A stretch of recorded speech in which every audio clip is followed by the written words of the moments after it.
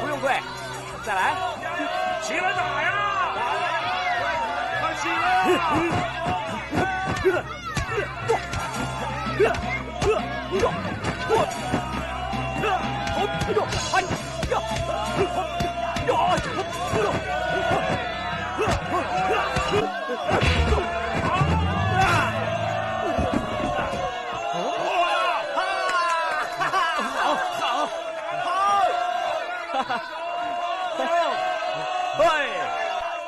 是不是有点输了？还要不要打啊？哎，那你起来啊！哦，呀！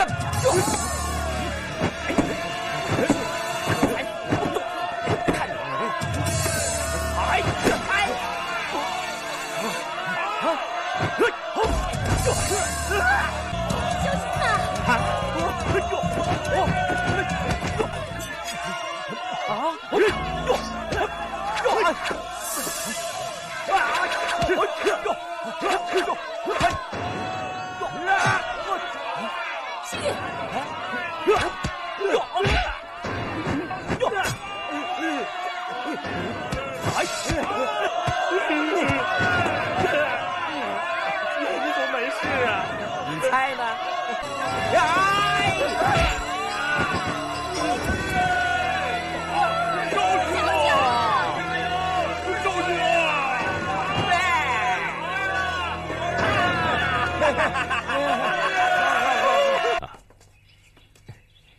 两位大师，多日不见，两位大师真是越发亲见了。啊，一点薄礼不成敬意，还请两位大师代表贵寺周济灾民吧。谢过方施主。啊，首座大师，方丈大师，犬子世玉呢，承蒙恩典，允许其重归山门，在下已是感激不尽。现将犬子世玉交还给两位大师，还请两位大师今后要严加管教啊！阿弥陀佛。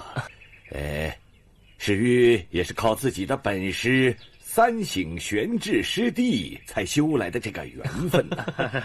世玉啊，你就先进寺去吧。多谢方丈。且慢，方世玉，我且问你，本座命你披枷赎罪，赎罪里程是否已够？弟子一路带回广东，未敢偷懒半步。那就把镣铐交回来吧。这个方丈大师、首座大师，镣铐已经完璧归赵，我可以重列山门了吧？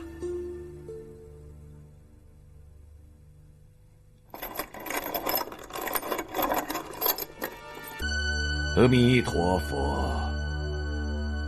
镣铐既然失而复得，说明你与本寺的缘分未尽呐。只是你心不在焉，竟将赎罪借物丢失，显然尚未痛心疾首，所以赎罪路程也就做不得数啊！师弟，我佛慈悲，网开一面吧。若想重归，须得重受。如何受法？弟子愿意领受，只求大师发话。闯三关，立门生契。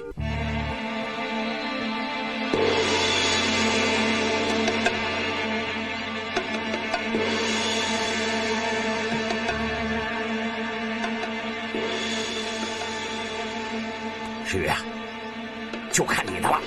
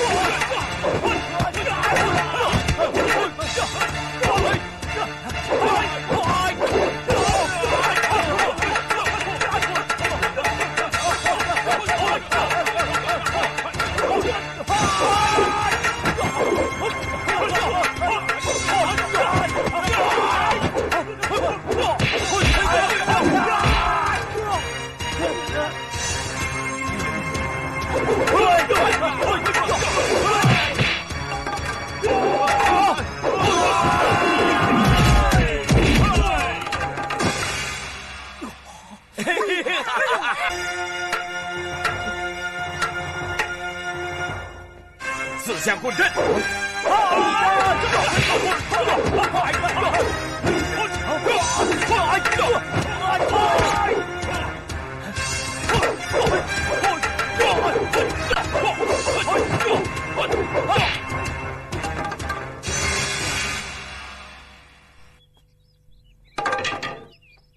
石玉，你过关了。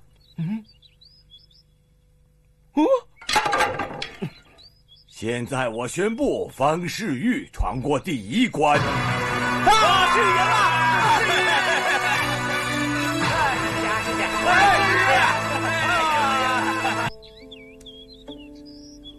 时间过得真快呀，弹指挥间，又是15了。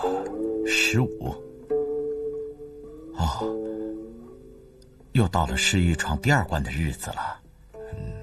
我看这些日子，你把心思都放在世玉身上了。啊，其实我只是觉得，世玉是个难得的练武奇才。虽然有些少年顽劣，但是天资聪明。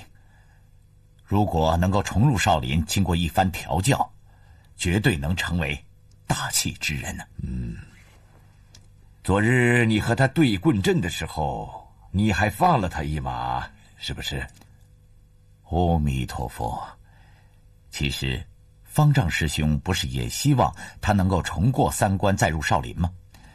否则你也就不会再给他这个机会了。不过不知道他第2关能否通得过，守关的可是玄镜师兄啊。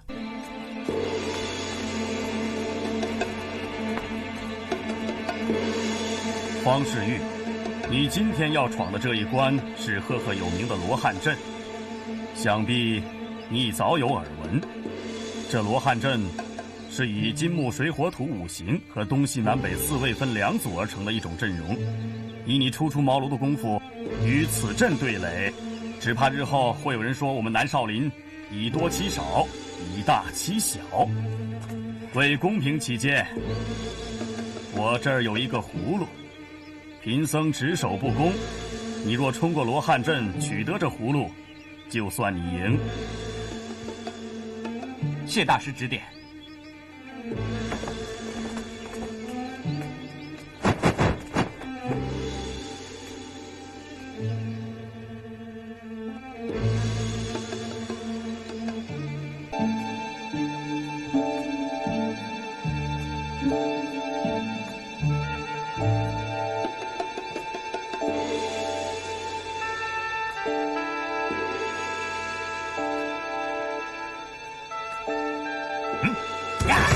快！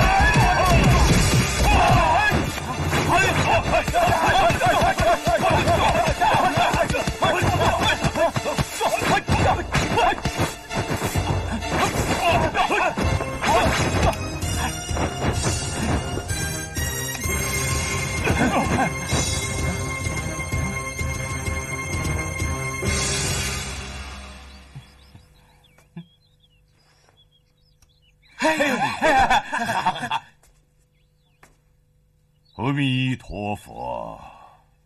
哎，玄通老方丈，这下世玉可以重归南少林了吧？苗前辈，此言为时太早了吧？世玉还有一关未过呀。哎，难道不是3局2胜吗？出家人一言既出，驷马难追嘛。苗前辈，我们约好的3关怎么能言而无信呢？其实这第3关并不难，只要世玉在1炷香的时辰内，把一个水缸注满水，即可过关呐。哎，这不难，我量里的水缸也大不到哪儿去。哎，快快把水缸抬上来吧。哎，我还以为多大的缸，不过如此。哎，师妹，快来！哎，咱们速战速决啊！怎么会这样呢？玄通，你是不是故意刁难我们？这破了洞的缸，怎么能够在1炷香的时辰之内把它注满啊？苗前辈，你不要多言了，快抓紧注水吧。哎。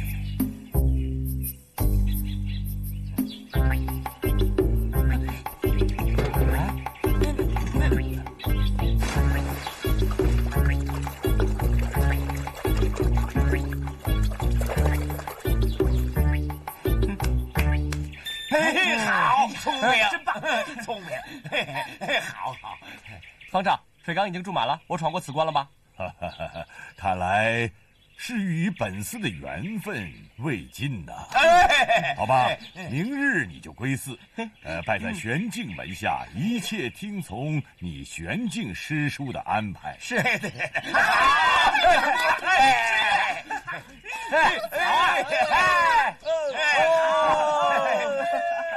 你们2个就已经成了泉州少林寺第37代的俗家弟子，必须遵守本寺的门规和戒条，如有违者，均由本寺处罚。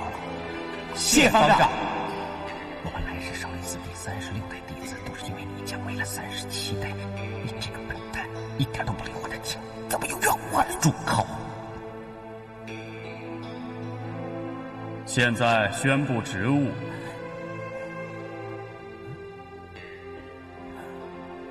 方世玉、赵大红精于厨艺，先到香积厨当个伙头，修行几年吧。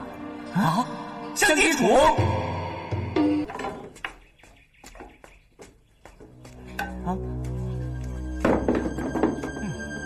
师傅，怎么这么快就泄气了？哎，师傅，这一天到晚和这死木疙瘩打交道，什么时候习武啊？原来是对我的安排不满意。不敢，少林寺是武林的泰山北斗，我们过来是为了修炼上乘武功，可是每天和这些烂柴火打交道，你当初意愿不服？你以为少林寺是什么地方？想学武就学武，想练功就练功吗？要知道，家有家法，寺有寺规。我看你是故意刁难我们。哎，我就是要故意刁难你。那说心里话了吧？是呀，其实贫僧故意刁难你，也是为了你好，希望打铁成钢。你别以为要学上乘武功是3天2头的易事。谁信你？方世玉，如果你真要练功的话，我可以给你一个机会。只怕你没这个胆量。哈哈，我方世玉什么时候怕过？那你跟我来，请。师兄，你很高大哦。我先自我介绍一下，我叫方世玉，是俗家弟子，请师兄多多指教哦。哎，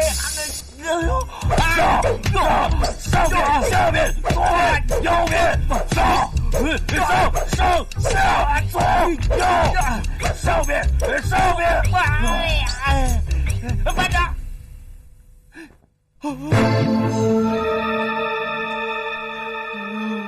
不会吧？会呀、好，来啊！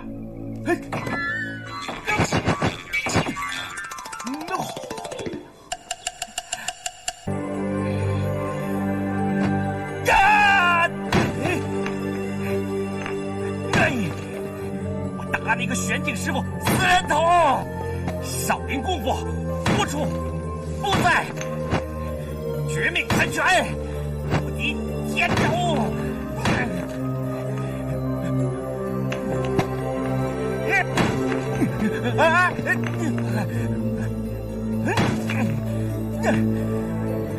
方世玉大专，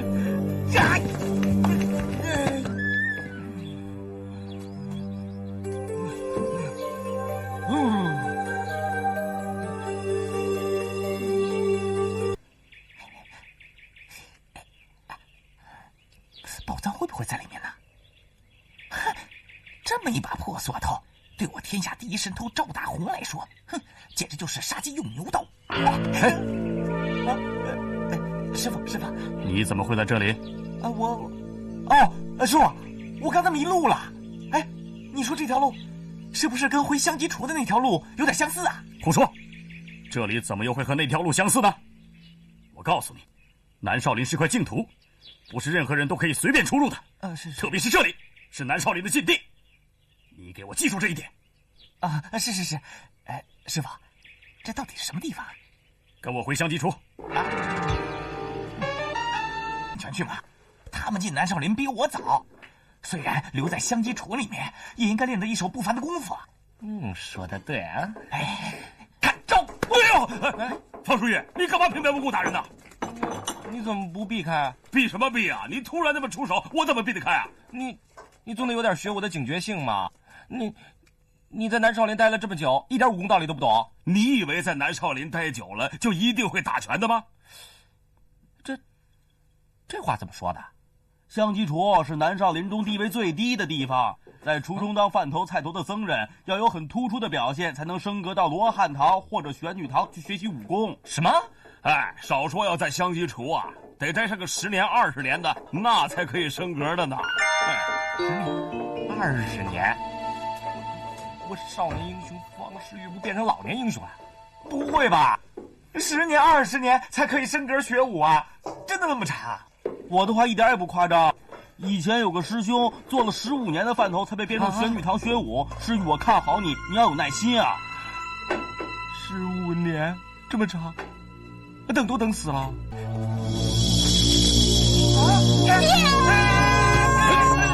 什么人？好大的胆子，敢在南少林暗箭伤人！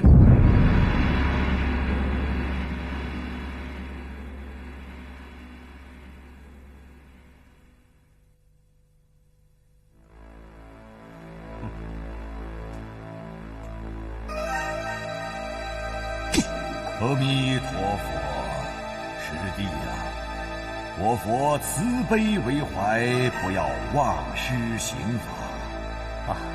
只是他意图对金花姑娘不利，而且手段狠毒，不打，只怕他不招。纵然如此，也不要严刑相逼，有违慈悲之道。知道了，方丈。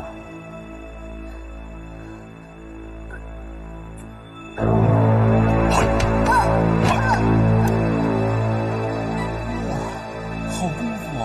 阿弥陀佛，请姑娘你珍惜自己的生命，不要再做傻事了。你别以为你一死就可以解脱，要死没那么容易。你这个蠢货，叫你查贡品的下落，谁让你暗箭伤人了？徐大人，那个金花也在打贡品的主意，显然是我们的对手。奴婢若不伤他，只怕他抢了先机。什么？他也在查找贡品的下落？这2天晚上，他总在南少林中窥探，而且还有同党暗中配合，奴婢怕落在他后面犹如使命，只好先下手为强。那你应该做得漂亮点。并非奴婢无能，只是南少林中高手太多，奴婢双拳难敌四手。记住，一会儿千万别提贡品的事情。至于为何建设金花，你随便编个理由就是。奴婢明白。你们两个私自下山，须得惩罚。啊？怎么惩罚呀？砍柴20担，今天天黑以前必须完成，如若不然，扫地出门。哎，你跑那么快干嘛？时间不多，砍柴去啊！啊？哦，10担、20担。哎呀，你别砍了好不好？别说砍到今天晚上，砍到明天也砍不完呀。喂，那边砍柴了，麻烦你们到那边砍行不行？这明明是你家的。哎，你想打架是不是？哎，好像声音很熟啊。管他熟不熟，你剁了他再说。打架是吧？啊！好心好意帮你们砍柴，还要赶我走。哼，好人真难做。哎呀，你一个人能帮多大忙啊？哎，3个人总比2个人好一点吧？宝华，水晶你一个人对我好。玄镜大师，玄镜大师，20担，1担不少。您点点。哎，我们可以回吉祥厨了吧？去吧。走了，走。大红，啊，你将这里打扫一下。轮到你啦。方世玉啊，你去打扫厨房。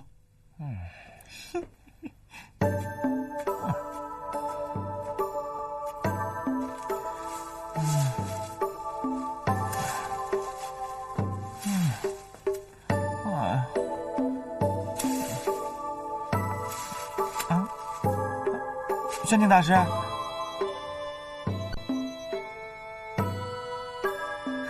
大红，你真愿意到罗汉堂习武？起码我不愿意在这里煮饭。那好，我问你一件事情，你要如实道来。啊？我问你，那条赎罪镣铐一路上真的没有离开过方世玉一步？啊，我想起来了，确实离开过。哦，那镣铐到过何人之手？知府衙门曾经以善用私刑为由将镣铐扣留，但后来又还给世玉了。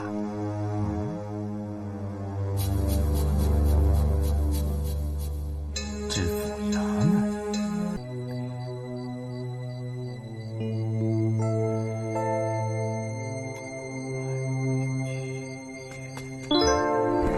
哎呀，你是何人？哎呀！少废话！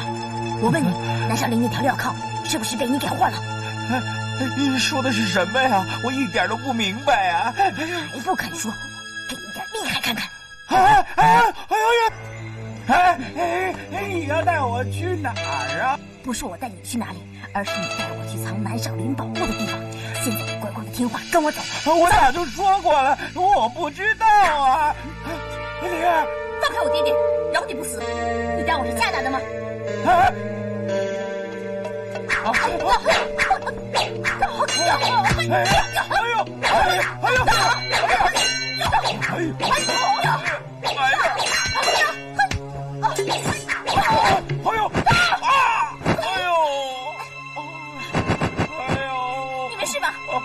你没事吧？没事。快回去吧，这个小房子就交给我了。好。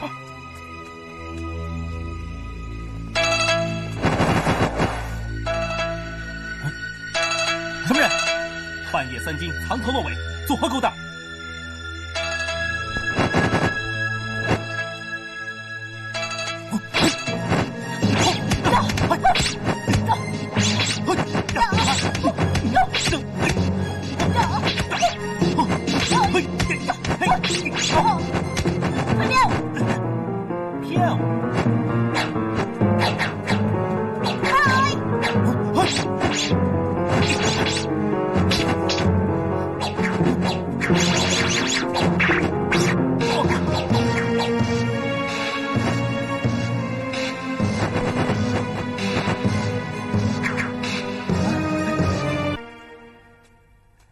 你说什么？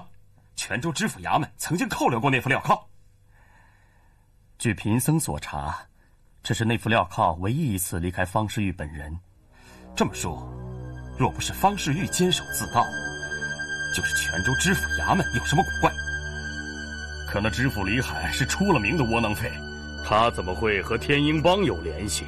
哼，此等事情还是宁可信其有，不可信其无。大师，你去用心准备一下，不妨炸了李海一炸，也许会有什么意外的收获。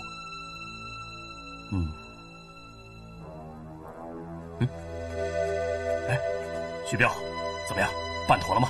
属下所发的飞镖已擦破他的肩膀。让你去索命，不是让你去伤他。属下的独门飞镖，上面有慢性毒药，3日之后毒发之际，神仙难救。好，那本王就再等3天看看。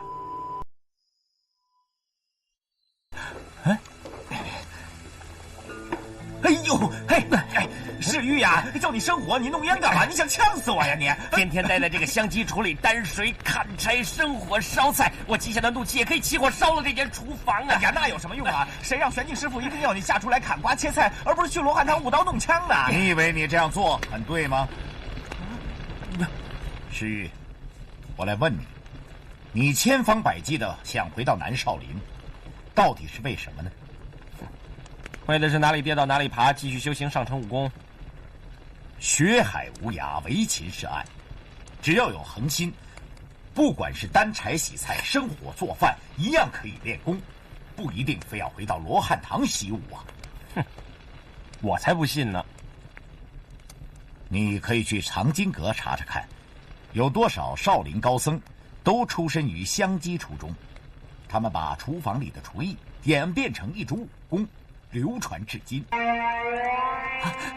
谢谢师傅教诲，世玉明白了。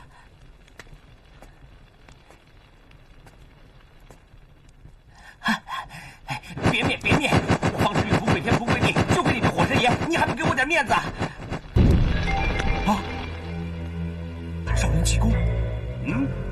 什么少林气功啊？我15岁进少林寺，一直在香积厨干活，一干就是45年，吹火呀也吹了30年了。好像这方丈也说过，运气于丹田，蓄势而发，可能是日子久了吧，还是这个方丈说的有点关系。方丈还说什么？好像还说天下间万物于无形，用心体会吧。啊，好了，不说了，干活啊！哎。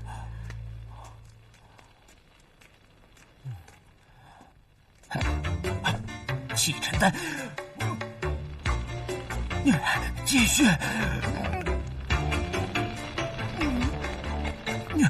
用心体会。哎呀，你不要晃来晃去，把我眼睛都晃晕了。当然不可以，我练我的砍柴功。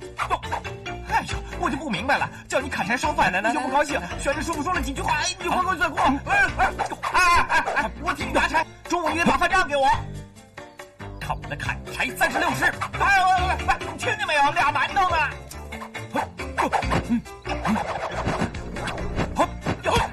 谁呀？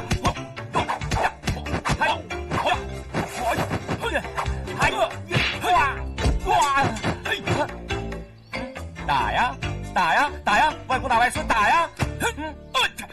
你怎么认出是我呀？哎呀，我是谁啊？当然认识啊，你是我的乖外孙方世玉啊。这不得了，我还以为你像我一样聪明呢。我还以为你进了南少林武功精进的很，反而一丝进步都没有啊。哎呀，我们进错门了。此话怎讲？我们进的是香积厨的门下，并非罗汉堂的门下。你们看，这是有几千名信徒签名留下的愿书，他们都是支持方世玉学习南少林武功的。二位师弟意下如何呀？方丈，世玉在山门施赠豆花豆浆，有不辞辛劳背年老的信徒上山参拜，立了不少功德，诚意可嘉。我认为收他为徒是可行的。方丈，少林寺一向门规严谨，又请因方世玉做了一点微不足道的好事，就破例收之为徒。如此一来，众人效法，少林寺如何威严服众？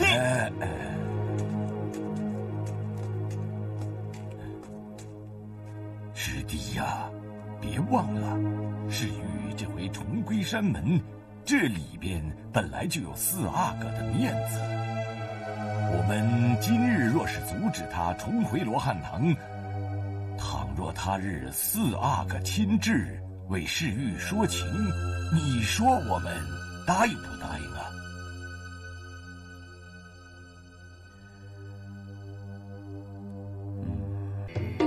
师傅啊，你不会让我和那些小师弟一起练基本功吧？世玉，你的基本功不用练了吗？万事开头难，为师要你们脚踏实地，从头练起，千万不要妄想一步登天。师傅，你了解我的是吧？几年前我跟您学过一些微末武功，又何必从头学起，浪费光阴呢？世玉，为师知道你天资聪明，但是凡事都是小聪明取胜，所以你遇事从不下苦功，根基打得并不牢固。为师希望你从头学起，这样的苦心，你能够明白吧？弟子明白了。师玉决定从基本功开始学习少林寺的武学精髓。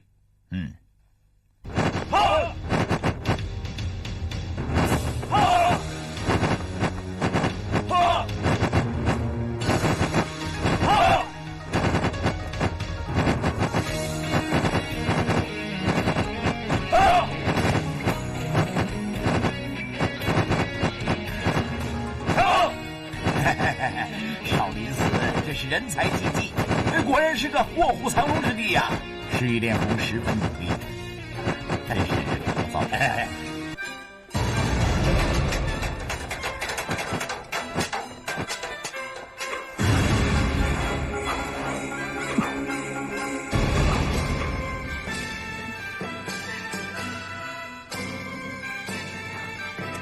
姑娘，你带我到这儿来，不是来猜灯谜的吧？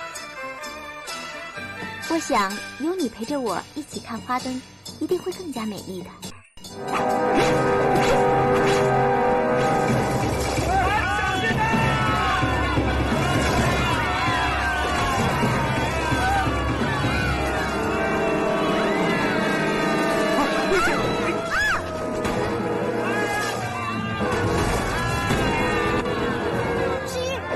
金花，没事吧？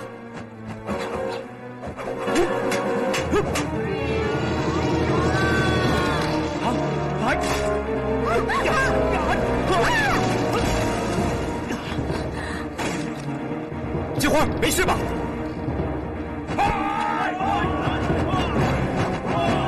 小心！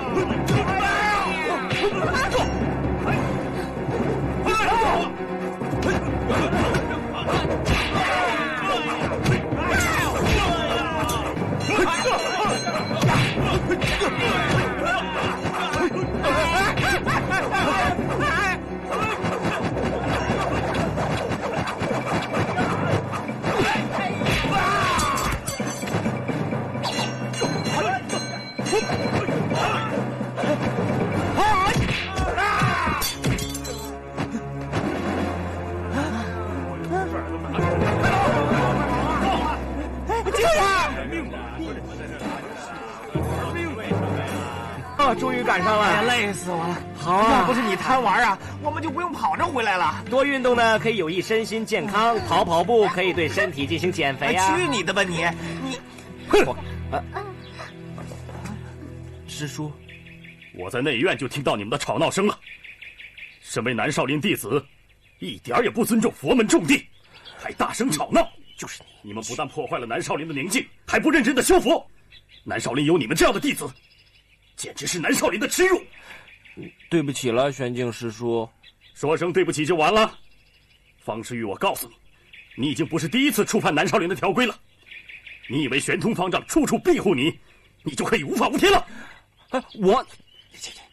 南少林的所有条规门戒，你要是忘了的话，那么我再说一遍给你听。不用了，我记得，我通通都记得。你还说你记得？南少林中最是严规戒律，男女之间不能有任何的越轨行为。刚才我明明看到你和这2个女人举止亲密，简直不堪入目。没有，我们跟他们只是朋友，只是随便玩闹闹。轮到你管啊！你好大的火气啊！是啊，在下花无忌，玄静大师，您真是贵人多忘事，难道忘记了？没忘。花公子怎么有如此闲暇？这几位姑娘都是在下的朋友，她们年轻不懂事，还望大师您宽恕。好说。我们还要带花公子去见玄通方丈呢，这就走吧！走！别说那么多。南少林武功高强，闻名天下，无人不晓。晚辈也是慕名而来，希望拜在少林寺门下，成为门下弟子，向几位大师学艺。方丈，花大少是我的好兄弟，是我介绍他来南少林学艺的。因为花大少拜入南少林的门下呢，好处很多的，比如学习武功，锻炼身体，认识佛理，修身养性，是吧？总之好处很多，一时也说不清啊。行与不行，还希望几位大师说一句话。玄智师弟，花公子要拜师，恐怕先入罗汉堂。你是罗汉堂的首座，师弟，你看你意下如何呀？方世玉，你自己尚且自身难保，就不必大费唇舌让这位花公子进入南少林门下。你的推荐，我们是不能接受的。为什么呀？你以为南少林是个普通的寺庙，可以随便进出，毫无规矩吗？可是花大少是一心来学艺的，其意也成，其志也定。像这么好的学武人才，难道也不收？方丈，师父，你们又意下如何啊？还是玄智师弟说的对，我南少林收徒有收徒的规矩，必须依循正途，更需要符合南少林的条件和要求。世玉，这次为师也无能为力了。可是，师父，花大少真是一心一意前来学艺的。不要再浪费光阴了。世玉，带上你这个朋友离开吧。大师，晚辈是真心真意要成为南少林门下弟子，还请大师破例成全。方丈大师，请您大开方便之门，让我成为南少林门下的弟子吧。既然你这么有诚意，老衲就要考考你的佛理了。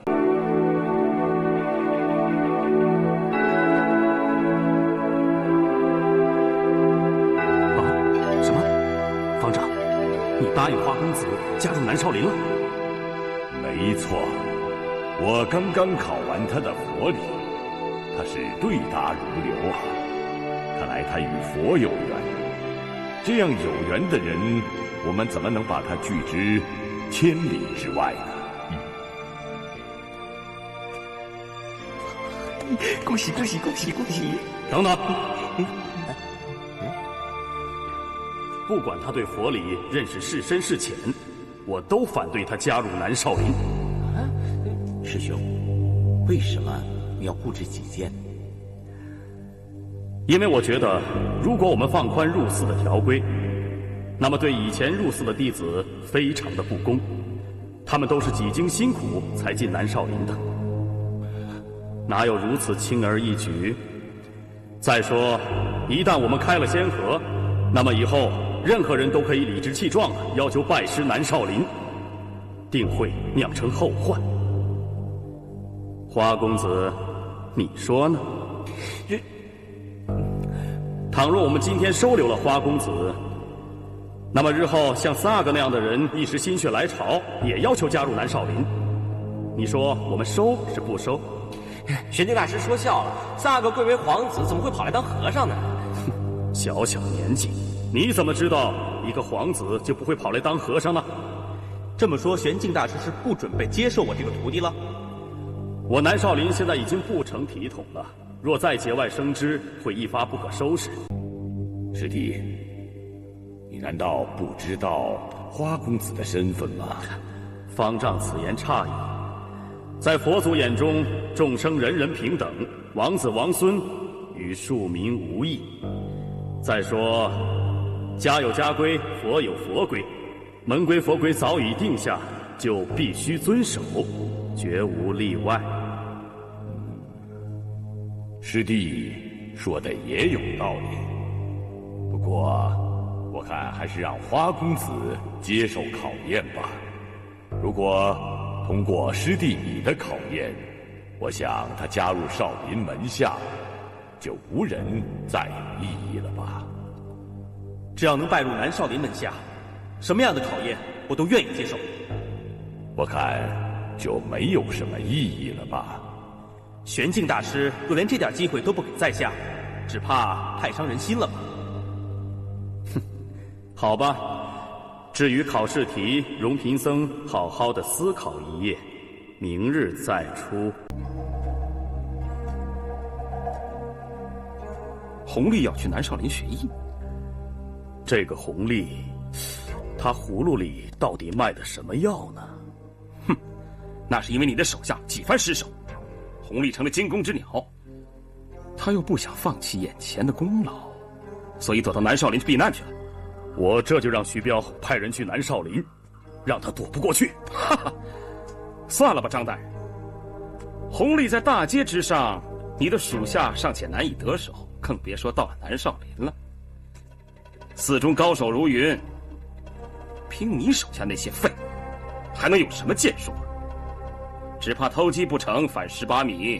啊，这个嘛，请三阿哥放心，玄镜大师自有办法阻止弘历进入南少林的。哎，啊，你说是吗？啊，三阿哥，玄镜为了你，只能做恶人了，不惜得罪四阿哥。哼，敢问大师可否识得水性？玄镜不识水性，船你总做过吧？啊，船自然是做过的。嗯，大师是明白人，惊涛骇浪当前，自然是坐船稳妥。若想脚踏2只船，就势必要站起身来。若是站起身来，只怕一个浪头都经受不住，就会掉进水里了。三阿哥点化的对，贫僧自然懂得这个道理。哼。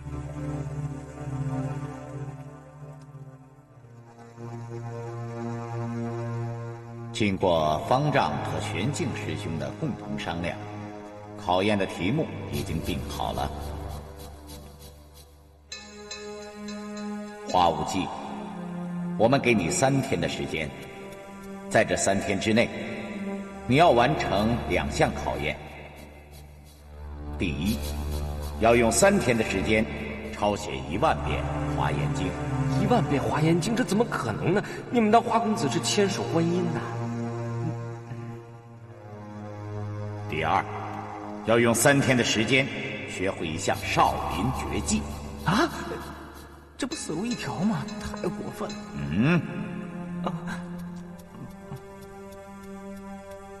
花无忌，你听明白了吗？听明白了。要不要我再给你解释一遍？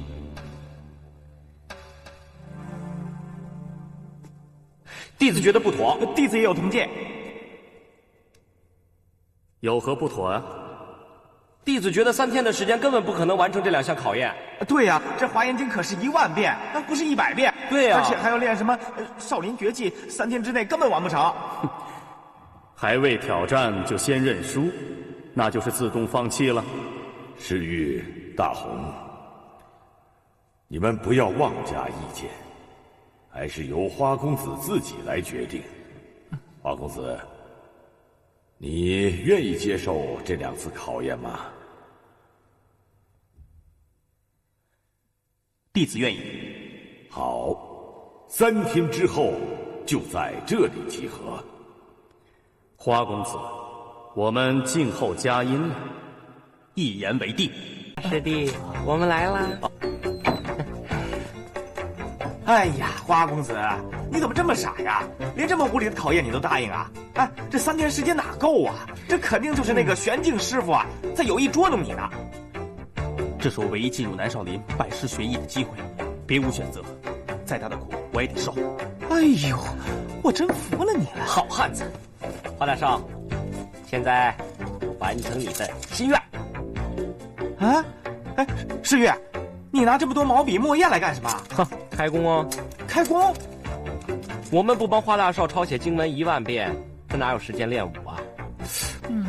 哎，我怎么没想到呢？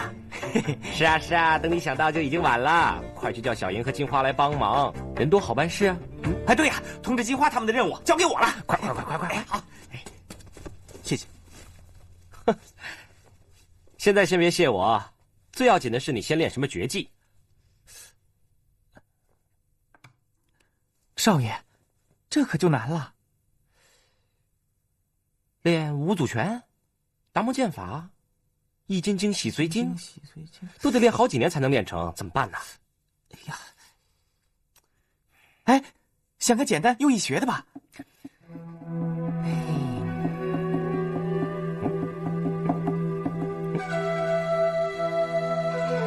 我想到了，是什么？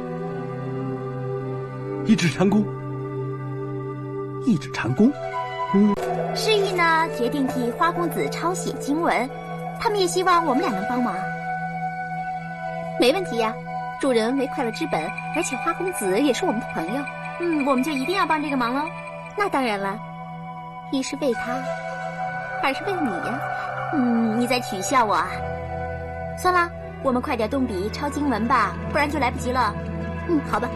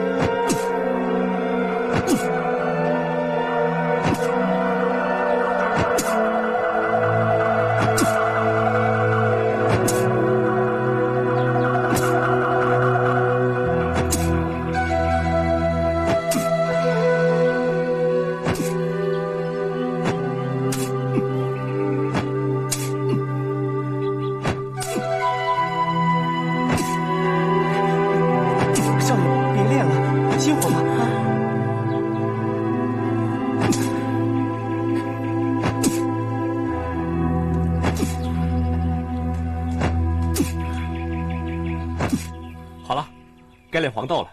啊，好，方公子，让少爷休息会儿吧。你看他的手都肿了。没事儿。你觉得呢？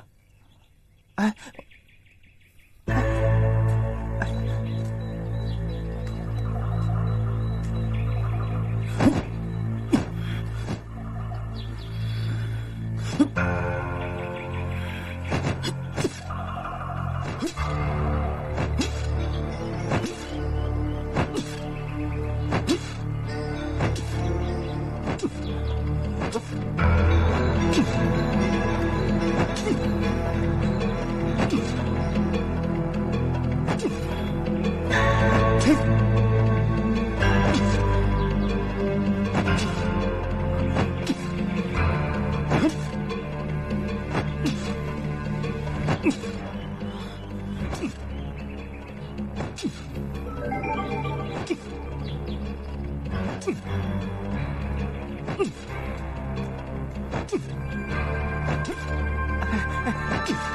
少爷，你别再练了，再练真的会出事了。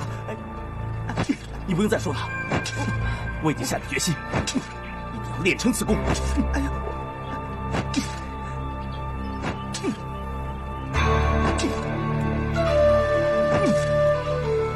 孺子可教也。难得你有这样的毅力，距离成功已经很近了。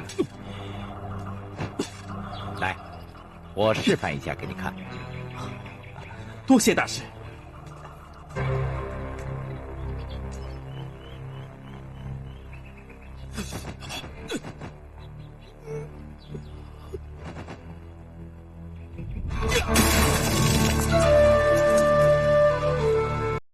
这个大和尚为了将上百条金条安全运出少林寺，他竟叫人用高温将全部金条化成金水进行重煮。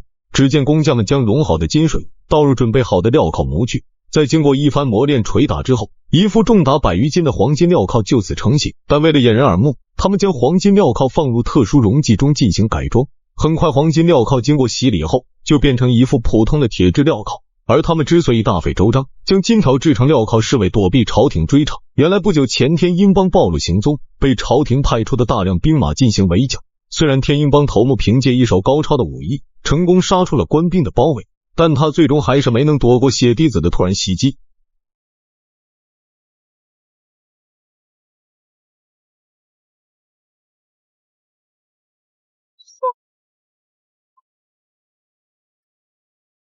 血滴子成员将天鹰帮头目的残骸带回皇宫面见圣上。雍正见其是一位和尚，当即猜测南少林肯定难脱其咎，于是命令闽浙总督张信德带兵将南少林团团包围住。而南少林果真有人与天鹰帮有来往，并一直秘密为其提供援助。得知消息的玄镜才急忙将黄金熔掉，并打造成了一副黄金镣铐。可如何将黄金镣铐运出寺外，却成了当下的难题。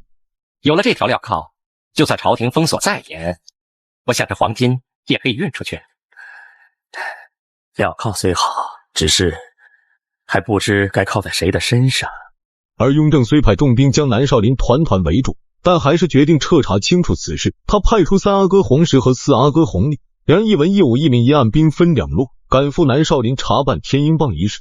很快，洪立就带着雍正赐给南少林的牌匾，踏上前往南少林之路。没想到却在途中遇上正在寻找人参救治母亲的大孝子方世玉。洪立见他如此孝顺，便将身上的一颗千年人参送给他去救治母亲。方世玉却觉得无功不受禄，便拿少林寺最好吃的馒头作为交换。眼见方世玉如此有趣的洪立，当即化身花无忌，想与他交个朋友。怎料方世玉生怕洪立反悔，不肯道出名号，直接扭头就脚底抹油。可他前脚一走，后脚就有一批刺客突然出现，要行刺洪立一行人。原来洪氏为了争夺皇位，想借此次奉命出行的时机将洪立铲除，然后将洪立遇刺之事嫁祸给天鹰帮。虽然洪立一行人个个都有身怀武艺，但架不住他们人多势众，无奈之下只能一路逃窜。没想到却半路又撞见了方世玉二人，随后在方世玉二人的帮助下，将这帮刺客击退了回去。而他们虽帮洪立击退了刺客，但却留下一只僧鞋。于是3阿哥洪石决定利用这只僧鞋搜查南少林。与此同时，方世玉因私自离开山门，被师傅玄智捉回少林寺。而方世玉触犯寺规，恰好给玄镜逮到机会，将镣铐运出寺外。只见他以触犯寺规为由，将方世玉驱逐出南少林，并令他身披镣铐苦行100里以此赎罪。为了不被逐出少林的方世玉，只好乖乖带着镣铐苦行100里。而师傅玄志担心他沿途惹是生非，便一路跟随护送他回家。方世玉好不容易有机会下山，自然不愿再受到师傅的管束，可师傅又怎会让他为所欲为，当即就用长棍挑着方世玉一路苦行。很快三人就行至到了一处木桥，聪明伶俐的方世玉一脚就将小和尚宝光踢下河里。眼见宝光不会游泳的玄志当即跳下河营救，方世玉则趁此机会成功逃离了师傅的魔爪。可身披上100余斤重镣铐的他根本走不多远，没一会就被师傅玄志追上。眼见就要被师傅捉住的方世玉当即躲进赌房避难，因为他知道佛门中人是不能轻易踏入世俗之地。正当玄志一筹莫展之时，遇见一名老者要进赌房送餐，灵机一动的他当即背上老者，以助人为由走进了赌房。随后师徒二人在赌房内展开了一场激烈的较量，方世玉巧妙地运用银子作为武器，再次趁乱逃脱。方世玉因触犯寺规被驱逐出寺，并身披镣铐苦行100里以此惩戒。可他不知道的是，自己身上这副镣铐竟是价值连城的黄金镣铐。不久前朝廷派出重兵围住南少林，打算彻查其与天鹰帮的罪证。作为奸人的玄静生怕被朝廷找到证据，便将金条融成了镣铐，然后借着方世玉触犯寺规为由，让其身披镣铐将黄金运出寺外。师傅玄志生怕方世玉在途中惹事，便打算护送他安全抵达家中。怎料天性顽皮的他却不想被师傅管束，便设法逃离师傅的陪伴。而没师傅管束的方世玉开始迈出六亲不认的步伐，在街上瞎逛。即使被街上的吃瓜群众指指点点，他也毫不理会。随后在游玩途中，偶然间结识了精神小伙赵大红。而赵大红虽平时无所事事，但却胸怀大志，希望有朝一日能够成为劫富济贫的侠盗。性格豪爽好打抱不平的两人就这样成为了好友。可还没等他们庆祝一番，就遇见牵手卓林来此行骗。好在赵大红一眼就看穿卓林的手段，才没让他得手。卓林见诡计被人识破，当即脚底抹油逃离是非之地。可好打不平的方世玉却不肯放过他，一路紧追其后。二人打斗中，卓林的假胡子被方世玉给撕了下来，紧接着又被方世玉摘下头上的帽子，露出了真容。眼见对方是一名妙龄女子的方世玉瞬间被吸引，卓林则趁着方世玉恍惚之际跳入河中成功脱逃。可方世玉却不知道对方已经惦记上他身上的镣铐。卓林为了接近方世玉，就用美人计招引流氓来欺负他。见此一幕的方世玉当即挺身而出，救下被欺负的卓林。卓林则趁乱称了称镣铐的重量，发现果真有点不一样。而此时5个流氓摆出了五行拳的架势来对付方世玉，可架势虽好看，但个个却都是脓包，没几招就被方世玉打的屁股尿流。以后别再给我打五行拳，动！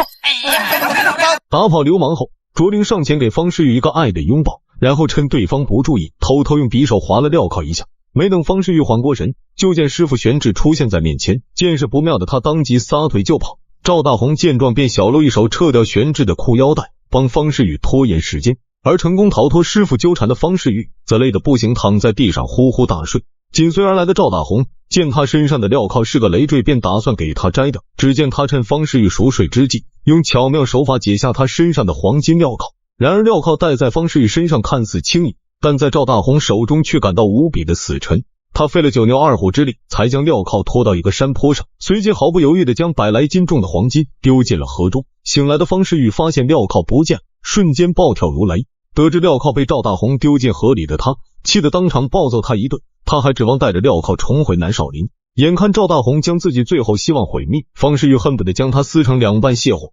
好了，既然镣铐对你这么重要，我赔你一条就是了。说罢，赵大红就不慌不忙地在地上画出镣铐的形状。他打算给方世玉重新打造一条新的镣铐，来弥补自己的过错。可他不知道的是，原先那条镣铐是用上百条金条融化制成的。但方世玉为了能重返南少林，威胁赵大红不要将此事说出去。就这样，一条黄金镣铐彻彻底底变成了一条普通的铁质镣铐。而此时卓林女扮男装，将取到镣铐的碎末拿给专家验证真伪，果不其然，与他猜想的一模一样。这位公子眼光确实不错，的确是十足真金。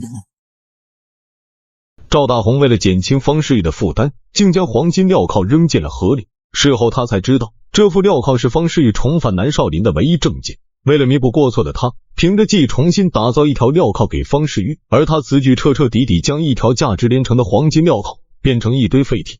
毫不知情的方世玉还让赵大红发誓，不能将此事弄丢宣扬出去，因为若让玄镜知道镣铐离开过他身体，就没有机会重返少林了。随后方世玉带着廉价的镣铐继续苦行100里，哪知刚走到半路就被突然出现的玄智逮住。他为了避免孽徒再次逃脱，直接用锁头锁住，可就在他们打算出城时，却被官兵直接抓进了县衙。因为没有衙门公文，就不能私自动用镣铐拘人的。县太爷说他们这是非法拘禁，当即让衙役将镣铐取下充公。纵使方世玉心不甘情不愿，但也只能乖乖将镣铐留在县衙。而不知镣铐秘密的玄智本想拖着方世玉继续赶路回老家，怎料刚出县衙大门，又被师爷拦住了去路，说县衙刚刚接到总督张大人的紧急公文，要求方世玉等人立马回南少林接受调查。原来几天前三阿哥拿着僧鞋大闹南少林，他谎称僧鞋是刺杀他的刺客遗留下来的，于是让南少林所有的僧人挨个去试僧鞋，没想到试了半天，却没有一人能对得上的。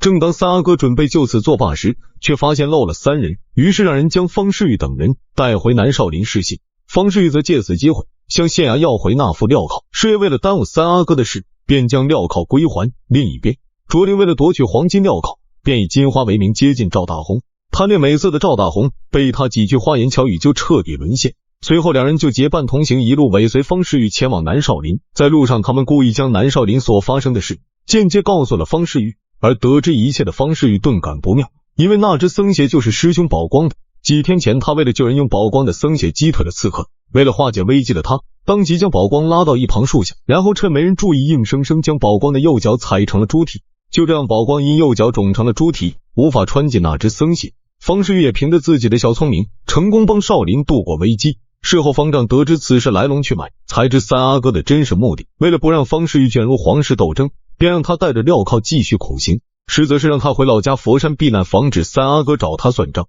随后方世玉在外公苗显的陪同下启程回佛山老家，可他不知道的是，三阿哥洪石已经对他生出了杀意。记住，干利索点。是。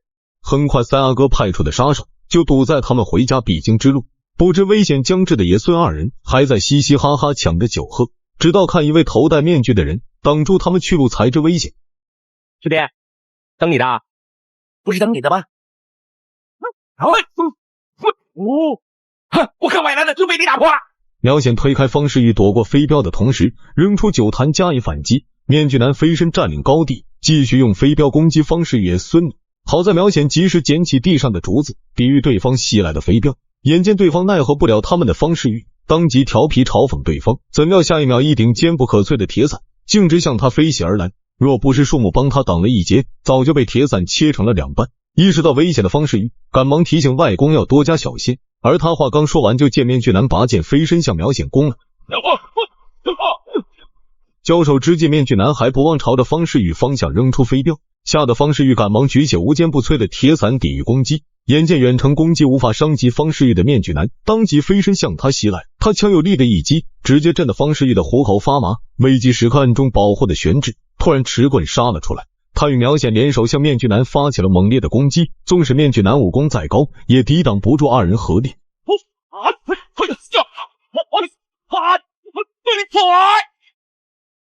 眼见不是敌手的面具男便赶忙纵身逃之夭夭，玄智见刺客已走，便吩咐徒弟小心也匆匆离去。哎，师爷，看来啊，此地不宜久留，咱们早点回家吧。